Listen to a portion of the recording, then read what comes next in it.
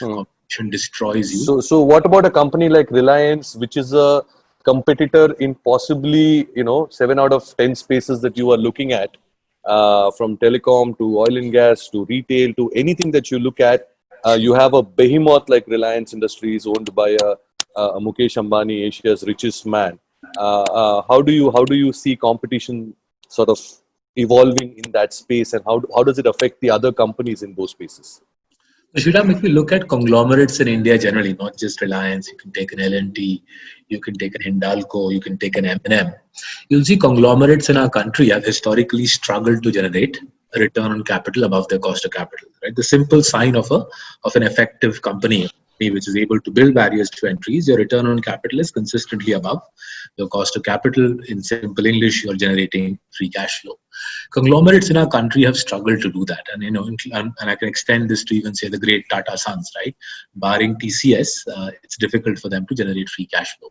And I think what that tells us is over the last 10 years or so, the Indian economy has become far more competitive. And what's happening with all of these conglomerates, all of these mighty conglomerates, who in a way created the India that you and I live in, right? The Tata, the Birlas, the Reliances, and L&T, the Mahindras, right? They built the country we live in.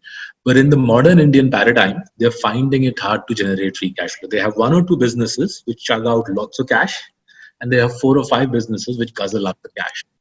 Net, you as an investor are left none the wiser. And hence our preference, therefore, is to focus on companies which do 1 or 2 things well. Right? I haven't yet found a company in India which manages to do more than 2 things well. Right? Okay. The first time, I'm looking forward to the day where I can find an Indian company which can do 3 things well. Right? So we've found, for example, Marico does cooking oil and hair oil well. Right? Page Industries does undergarments and now loungewear well, right? But as soon as you give them 3 things to do, as soon as you give us great Indian company 3 things to do, that's one thing too many. Okay. And in that context, the conglomerates are best shied away from. So you are shying away from the conglomerates? I think when they generate free cash flow, yours truly will happily look at them.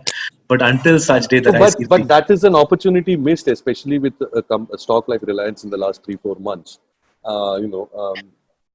So think about it like this, Sriram. If a company is and not just last 3 months, last 3 years as well, right? It's been if a company is a consistent compounder, it'll keep compounding in the years to come.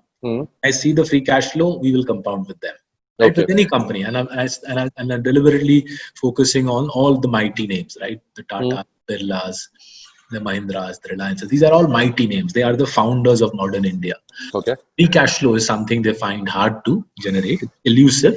It's elusive because you can very quickly see with all of these firms, 1 or 2 bits fire great guns, right? And then the other bits guzzle up the cash. Net, you as a minority investor are left sort of looking for consistent compounding.